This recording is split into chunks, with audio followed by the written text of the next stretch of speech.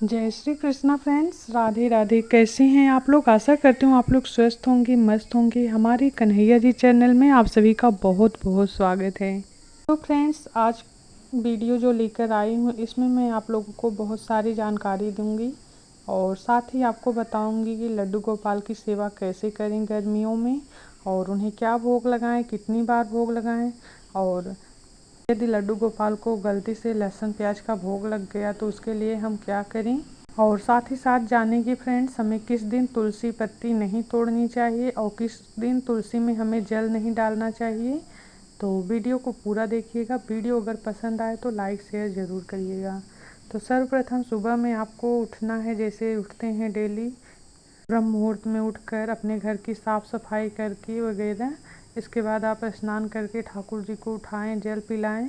इसके बाद आप जो है तुलसी पूजन करें, सूर्य देव को जल दें। उसके बाद जो है आप अपने घर के मंदिर में अपने ठाकुर जी की सेवा करें। आप जो है कच्चे दूध से स्नान करा सकते हैं या फिर पंचामृत स्नान करा सकते हैं।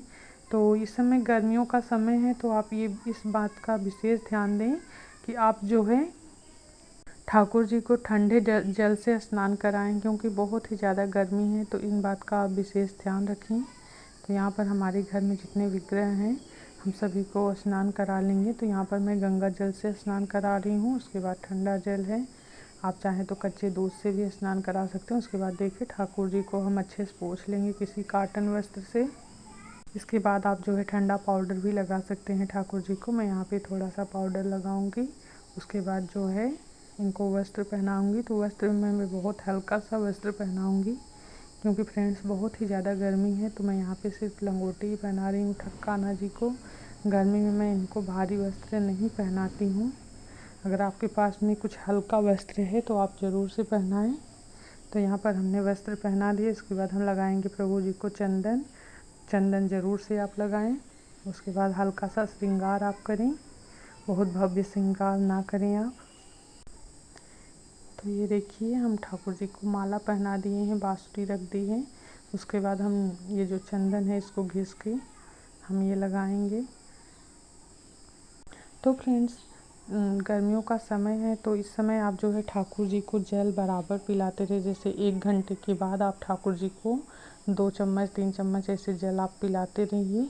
और भोग आप जो है एक बार सुबह में लगा सकते हैं। उसके बाद एक बार जैसे आप लोग नाश्ता करते हैं, एक बार भोजन करते हैं, फिर शाम को फिर नाश्ता, फिर भोजन। इस प्रकार से आप ठाकुर जी को भी भोग लगा सकते हैं। भोग के लिए कोई भी ये नहीं है कि आप अब मत लगाओ तब मत लगाओ। आप जब चाहे तब भोग लगा सकते हो ठाकुर जी को। उसके बाद जितनी मंदिर में प्रतिमा हम सबको तिलक करेंगे, सबका पूजन कर लेंगे। यहाँ पे हमारे जो शिव जी हैं, हम इनको भी जल से अभिषेक करेंगे। उसके बाद इनको भी तिलक करेंगे।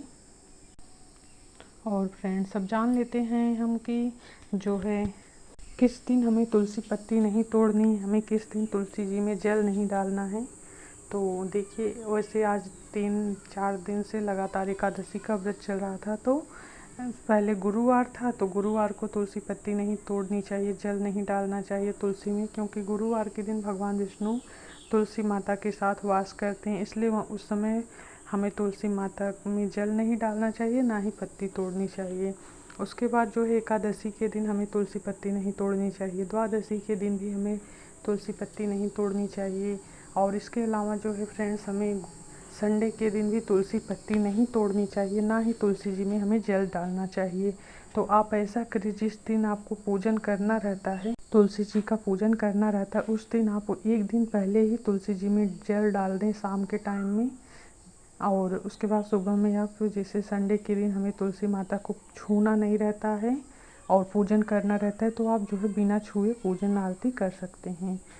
और जल जो है आप शनिवार को शाम में ही डाल सकते हैं। इसके अलावा पूर्णिमा पे आप तुलसी नहीं तोड़ सकते हैं, अमावस्या पे। तो इन बातों का आप विशेष ध्यान रखें, नहीं तो आपको ये इन सब का पाप लगेगा फ्रेंड्स, क्योंकि तुलसी जी को इन दिनों नहीं तोड़ा जाता। आप तुलसी जी पहले ही पत्ती तोड़ कर रख लें, क्योंकि बिना तुलसी पत्ती के ठाकुर जी भोग स्वीकार नहीं करते। तो आप जो है स्टोर करके 2-3 दिन रख सकते हैं। और यहाँ पर मैं भोग लगा रही हूँ ठाकुर जी को। मिश्री का भोग लगा दिया है और ड्राई फ्रूट्स जो हैं सूखे हम उनका भोग लगा देंगे। तो फ्रेंड्स, इस तरह से मैं लड्डू गोपाल की सेवा करती हूँ। जितना हमारे पास सामर्थ्य है आप उस हिसाब से बस करें सेवा, और आप अपना मन शुद्ध रखें। प्रभु के प्रति भक्ति सच्ची होनी चाहिए। बाकी आप पूजन कैसे भी कर सकते हैं। इसके बाद मैं भोजन बनाऊंगी, फिर भोजन का भोग लगाऊंगी ठाकुर जी को। ध्यान रखिए आप बिना भोग लगाए भोजन किसी को भोजन ना दें, क्योंकि जो भोग लगता है वो प्रसाद बन जाता है। प्रसाद